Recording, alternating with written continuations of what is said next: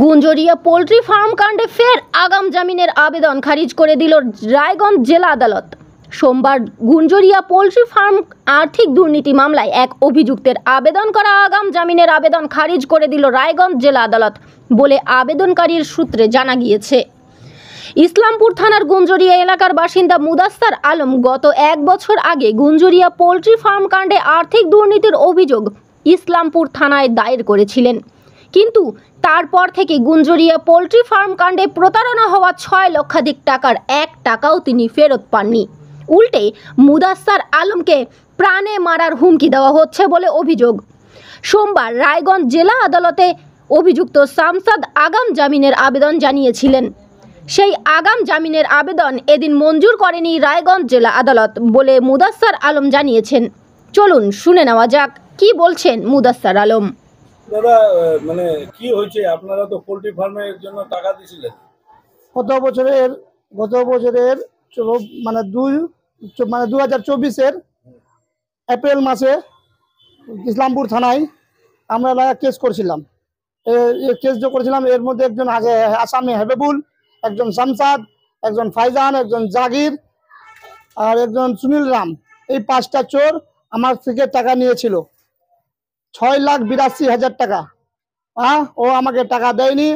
ও টাকা দেওয়ার কথা বলছিল, হেবেবুল টাকা দিব এরকম কথা বলছিল। তেমন ঠিক আছে, তো আমি ওই হেবেবুলকে বেল দিয়েছি। বেলটা যে দিয়েছি তো বলছে তোমাকে টাকা দিব। টাকা এখন আমার হাতে 1 টাকাও আমি পাইনি, ঠিক আছে না। তারপরে ওর ছেলে এখন এই 2025-এ এই মাসে 21 তারিখে বেল লাগাইছিল রায়গঞ্জে।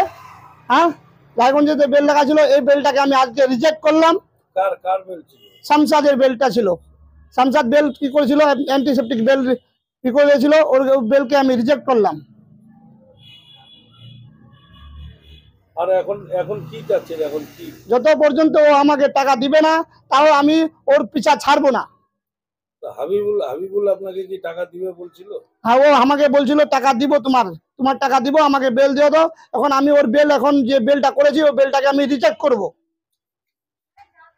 এটা মানে এতদিন হয়ে গেল আপনারা দিয়েছিলেন, টাকা দিয়েছিলেন, 1 টাকাও পান নাই? না, 1 টাকাও পাইনি। খালি আমার কাছ থেকে টাকা নিল যে আমি তোমার টাকা যেভাবে নিয়েছি সেভাবে তোমাকে টাকা দিয়ে দিব, তুমি আমাকে বেলটা দাও। বেলটা দাও, না দিলে আমি বলে গুঞ্জরিয়া বসতে পারছি না, তুমি আমাকে বসাও, আমি তোমার টাকাটা ম্যানেজ করে টাকাটা দিব। ও আমাকে টাকা 1 টাকাও দেয়নি। তারপরে ওখান ও ঘুরে ঘুরে বেড়াচ্ছে। তখন ও আমাকে বলছে অমুক লোক দিয়ে বলছে এরকম করে বাড়ালে আমি তোমাকে বলে মারে দিব, ই করবো ও করবো, এরকম আমাকে ধমক দিচ্ছে। তুমি আজে বাজে তুমি আমার উপরে কেস করছো এরকম বলছে। তোমাকে বলে গুলি করে মারবো। তো থানায় যে কেস করছেন, তো থানায় পুলিশ কিছু করতেছে না এটাতে? পুলিশের কাছে তো যাচ্ছি, পুলিশ বলছে হ্যাঁ করবো। ওদিনকে আইসি সাহেবের কাছে দেখা করলাম, আইসি সাহেব বললো ঠিক আছে, ওর যে যতগুলো জমি আছে হেবেবুলের আর শামসাদের আর ফাইজানের আর জাগিরের, এই সবগুলাকে চিঠি করব, বেলোরো অফিসে চিঠি করব। ও চিঠি করে জানাবো যে ওর জমি যে বিক্রি হোক না, একটা জমি ও সিজ করব। এর মধ্যে যে একজনকে আপনারা রেজিস্ট্রি অফিস থেকে ধরে যে পুলিশের হাতে দিলেন, কাকে দিয়েছিলেন পুলিশের হাতে? দিয়েছিলাম জাগিরকে পুলিশের হাতে দিয়েছিলাম। সেই দিনকে আইসি সাহেব বলছিল এর সব যতগুলো জমি আছে এগুলো বেলোরো অফিসে চিঠি করে সিজ করা হবে। তো এখনো কি সেটা হয়েছে? এখন তো সবাইকে আইসি সাহেব চিঠি করেছে, চিঠি করেছে বেলোরো অফিসে। আর এখন আস্তে আস্তে আইসি সাহেব আপনাদের নিজের কাজ করছে, আমরা আমার কাজ করছি। এখন আমি শামসাদের বেলটা রিজেক্ট করলাম রায়গঞ্জ কোর্টে, স্পেশাল কোর্টে। এখন কি চাচ্ছেন? আমার টাকা দিয়ে দিলে আমরা ওকে বেল দিয়ে দেবো। আমার যদি টাকা দিয়ে দিবে ভালো মতন, আমিও ওকে ভালো মতন বেল দিয়ে দেবো।